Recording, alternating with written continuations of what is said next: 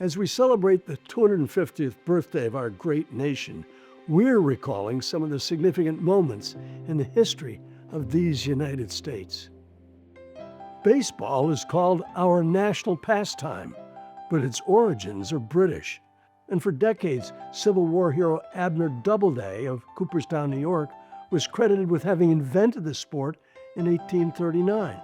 Turns out, most of the rules of the game, including the diamond-shaped infield, the foul lines, the rules on balls and strikes, all those measurements were devised by Alexander Cartwright in 1845. It's a game that can be both beautiful and complicated, just like all of us.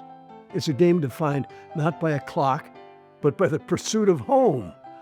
American values are woven into the very fabric of baseball's traditions. The hallowed grounds where the game is played, from Little League fields to Major League stadiums, are places to which we escaped for 9 innings of great fun. The Star-Spangled Banner officially became our national anthem in 1931, but it was during the 7th inning stretch of the 1918 World Series that Red Sox third baseman Fred Thomas, on leave from the United States Navy, saluted as the band began to play. The crowd jumped to their feet, and a tradition was born. Some of baseball's biggest stars, Bob Feller, Ted Weems, Joe DiMaggio, Stan Musial, Willie Mays, Gil Hodges, and Warren Spahn, interrupted their major league careers to serve in World War II.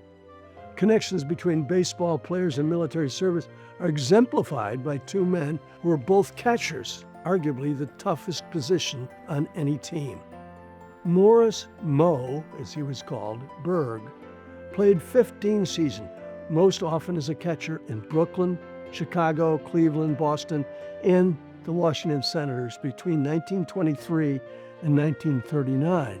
From 1943 to 45, he served in the OSS, the predecessor to the CIA, to spy overseas, collecting intelligence on Hitler's efforts to build nuclear bombs. There's a drive hit deep to right field, all the way for a home run for Yogi Berra.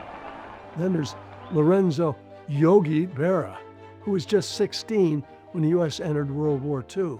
When you got to England, did you know that you were going to make the Normandy landing? No, we found out that when we got there. When they took it for training and everything, they said we're going to get ready for an invasion. Did you have a chance to play any baseball over there? No, we didn't put it all over there. Like so many heroes of the greatest generation, Yogi had to be cajoled into acknowledging being under fire and wounded in action 300 yards off Omaha Beach on D-Day at Normandy.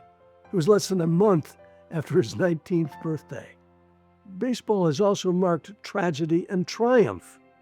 On July 4th, 1939, legendary pitcher Lou Gehrig, dying of ALS, stood before a packed Yankee Stadium.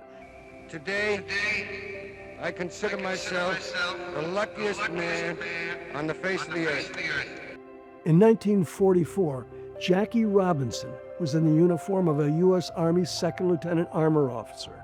3 years later, he wore a Brooklyn Dodgers jersey and made history when he stood at first base in Ebbets Field.